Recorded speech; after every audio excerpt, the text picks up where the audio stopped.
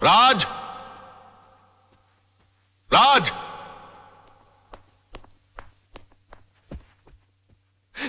ये मैं क्या सुन रहा हूं बेटे?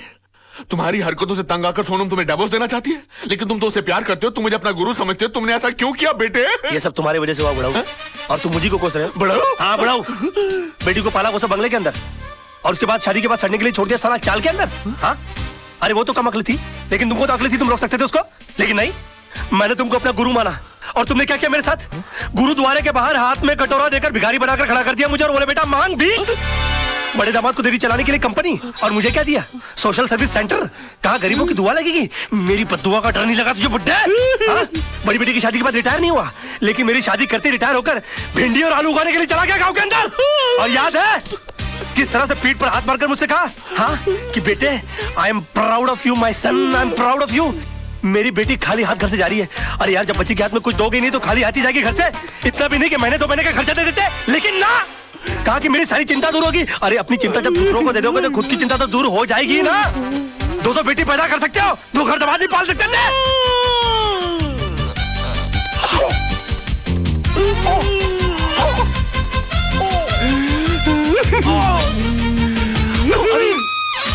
अरे बाप रे, अंकल जी, अंकल जी, ओ नहीं, अंकल जी मैं नहीं मैं अंकल मैं आपको क्यों मारूं अंकल, आप मेरे बड़े अंकल जी हो जाता है बच्चों से। Uncle I am sorry uncle, I am very sorry. I am जानू 2 मिनट के लिए ठहरो, मैं तुम्हारे स्वागत की तैयारी करके आता हूँ। मैं भी आती हूँ ना। डोंट हर्ट माई फीलिंग जानू, शादी के बाद पहली बार घर आ रही हो ना। अच्छा ओए मुंडू चाय भेजे। अरे अरे अरे ये क्या देख रहा हूं मैं? सुदामा की कुटिया में भगवान श्री कृष्ण पर्सनली पधारे हैं। मजाक मत कर यार। अरे मजाक तो आप कर रहे हैं। तेजपाल के दामाद, 3 बंगलों के मालिक मेरी कुटिया में क्यों? बंगलों में रेनोवेशन चल रहा है क्या? रेनोवेशन नहीं, रेवोल्यूशन चल रहा है। मेरी पत्नी है ना, खुददार टाइप की भोली भाली लड़की है। कहती है कि पत्नी की शादी के बाद जगह होती है उसके पति के घर में। अब पति बेघर है, उसको कैसे बताऊं मैं यार। अच्छा मतलब भाभी को भी साथ लेके आया है? हाँ वो नीचे गाड़ी में बैठी है ना, ऊपर तो आ नहीं सकती। गाड़ी में बैठी हुई है? अरे भाभी मैं सीढ़ी से उतर के नीचे आ रहा हूँ। I swear this world is full of emotional fools, man. ये साइकिल वाले हाथ मेरी भाभी आई है। ए भाभी जी वेलकम वेलकम वेलकम। आइए ए छोटे जल्दी सामान उठा। नमस्ते भैया। और छोटे 2 समोसे 2 ठंडे मिठाई सब लेके आ जा। घबराओ नहीं, मैं भी आपके साथ खाऊंगा। Come on. भाभी जी ये telephone, television, fridge, gas, kitchen, bedroom, मंदिर, ये देवर आज से सिर्फ आपका है। मोहन अब तू ये नहीं कहना कि तू घर छोड़ के प्लेटफॉर्म पर रहेगा, ओके? तू मेरी चिंता मत कर, हमारा आशियाना तो बाहर बरामदे में है। आज से इस घर में सिर्फ तेरी गृहस्थी शुरू होगी। भाभी जी बेस्ट ऑफ लक। नमस्ते। एक काम कर, नीचे जाके पहले सब्जी तो लेकर आ जा। मास्टर आदमी है तू। जा। अब तो मास्टर नहीं है, मास्टर। बहुत अच्छे हैं मोहन भैया, बहुत टॉप लेवल का आदमी है। जानू 22 साल पराए घर में रहने के बाद आज अपने घर आकर बहुत अच्छा लग रहा है। समझ में नहीं आ रहा इतनी जल्दी इतना सब कुछ कैसे हो गया। समझ में तो मेरे भी नहीं आ रहा है कि इतनी जल्दी ये सब कुछ कैसे हो गया। भाभी जी sorry to disturb your intimate relationship, लेकिन डिनर में बैंगन चलेंगे ना? चलेंगे। Now you can come closer. I'm going out. I'm going out.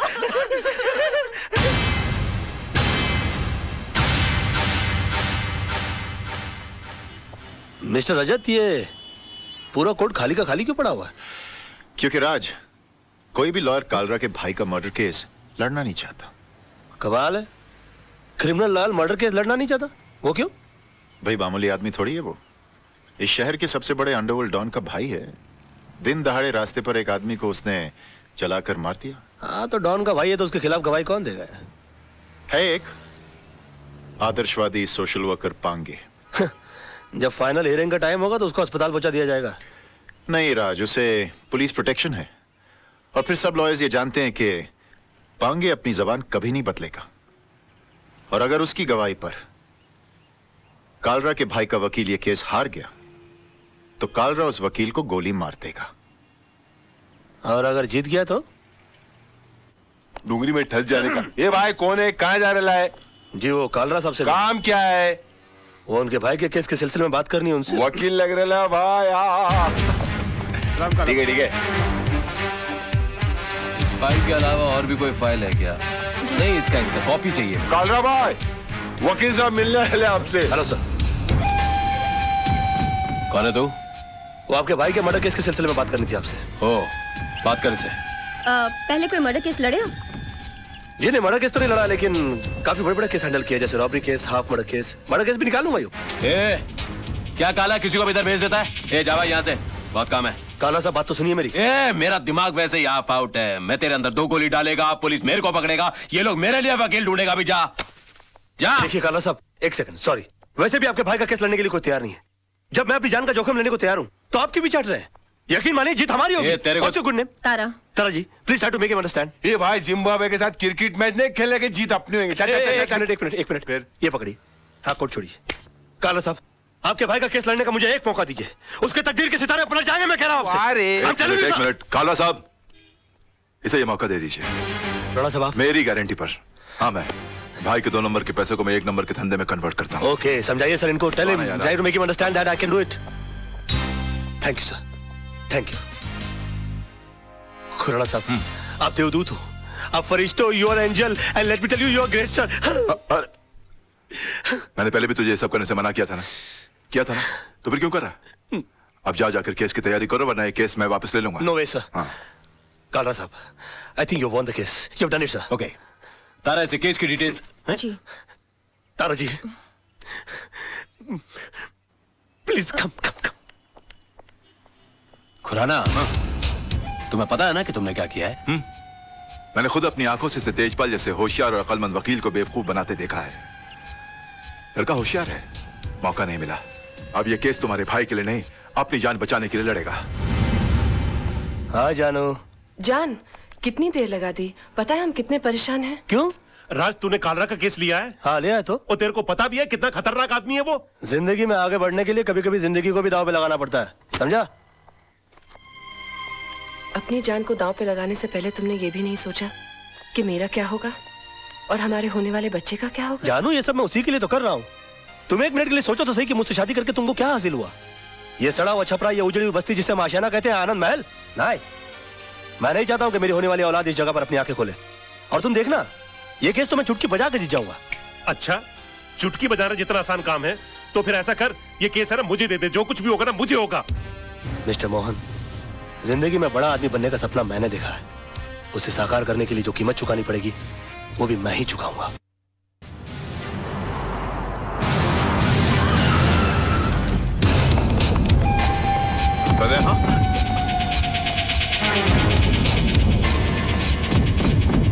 Your honour, 26 तारीख की शाम को 5, 5:30 का वक्त रहा होगा कि मैं दिन भर की जनसेवा से थका मांदा लल्लू भाई पार्क की बेंच पर आराम कर रहा था कि अचानक मुझे बचाओ बचाओ के चीखने की आवाजें आई। मैंने मुड़कर देखा तो लल्लू भाई पार्क के पीछे वाली सड़क पर एक आदमी बेतहाशा भागा जा रहा था और उसके पीछे ये साहब, बिल्कुल यही साहब, हाथ में टीन का डिब्बा लिए हुए उसी तेजी से उसका पीछा कर रहे थे। सामने भागने वाले आदमी को ठोकर लगी और वो गिर गया।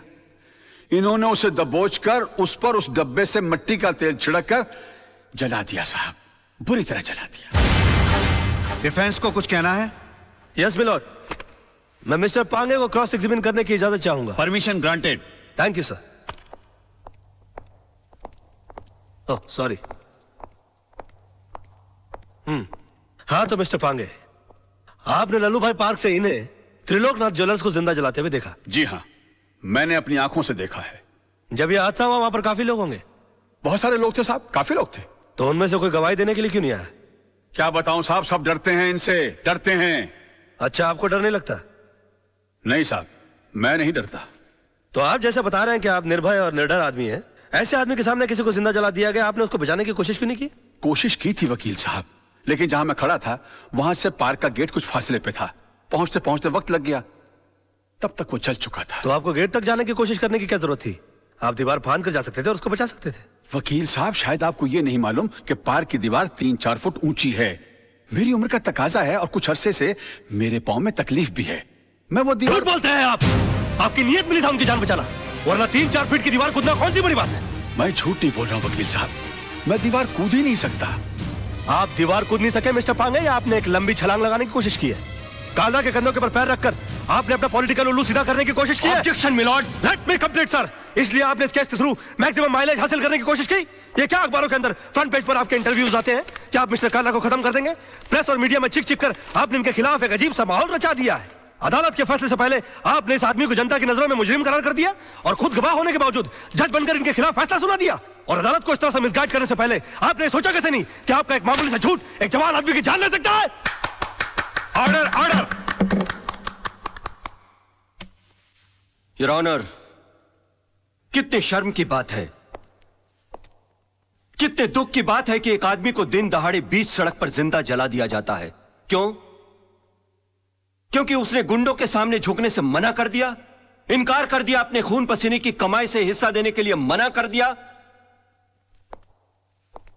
और इतना सीरियस क्राइम करने के बाद भी यह आदमी, यह शख्स कानून से रहम की भीख मांगता है। नो योर ऑनर, ऐसे आदमी पर रहम करने का मतलब है फिर किसी मासूम की जिंदगी को खतरे में डालना। आई थिंक ऐसे क्रिमिनल्स के लिए कानून में सिर्फ एक ही सजा है, फांसी। मिस्टर मल्होत्रा, अब भी आपको कुछ कहना है? Know your lordship, I think मुझे 10 मिनट का ब्रेक चाहिए सर, प्लीज। कि सनाड़ी को केस सौंप दिया खुराना। अगर मेरे भाई को कुछ हो गया ना तो तुझे और तेरे इस वकील को दोनों को गोली मार दूंगा। अरे कुछ नहीं होगा आपके भाई को, अभी केस का फैसला हुआ नहीं है। लड़का इतनी जल्दी हार मानने वाला नहीं है।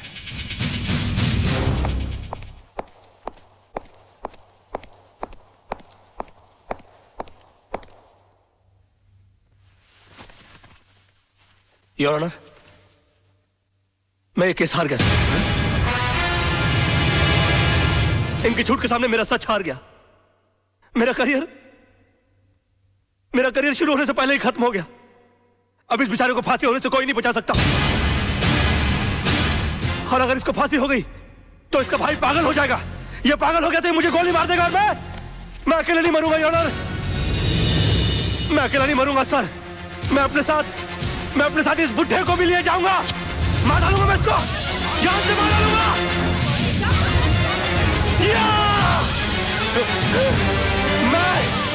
मैं इसको जान से, क्या हो रहा है? मैं जान से मार डालूंगा सर। डॉक्टर रोकिए इसे।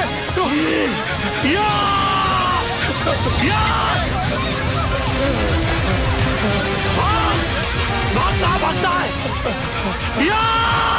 बचाइए मुझे, बचाइए। ये मुझे मार देगा।